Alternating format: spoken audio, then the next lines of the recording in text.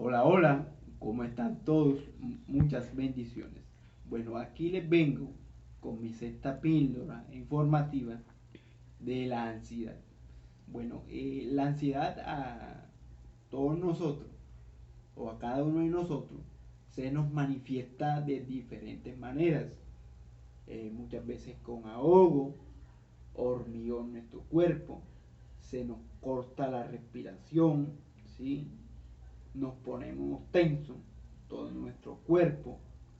Y hay un tipo de estrés que se llama el bruxismo, ¿sí? El bruxismo es porque los músculos de nuestra cara, el maxilar, se tensiona debido al alto estrés que tenemos, ¿sí? Y eso muchas veces lo hacemos inconscientemente, sea en el día o en la noche, debido al alto estrés que tenemos, ¿sí? Y eso, si no se trata a tiempo, nos puede traer consecuencias como rotura en nuestros dientes, eh, nos perjudica también en nuestra mordedura, ¿sí?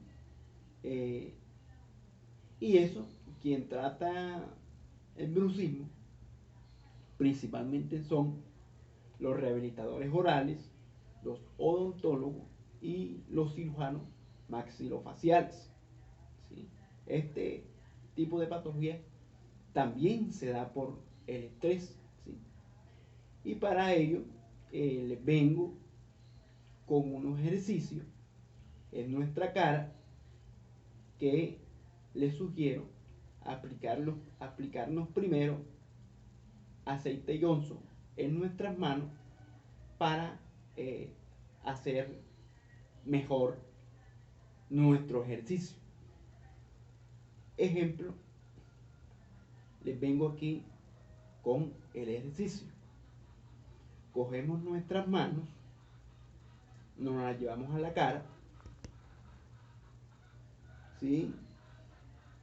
Bajamos por toda la mandíbula hasta debajo de la garganta y subimos nuevamente, ¿sí?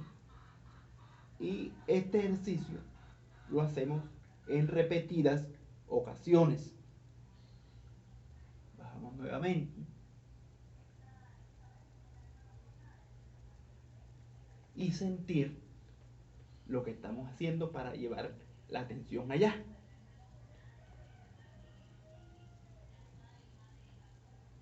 Mi canal de YouTube es Jesús Andrés Cárdenas Cordero.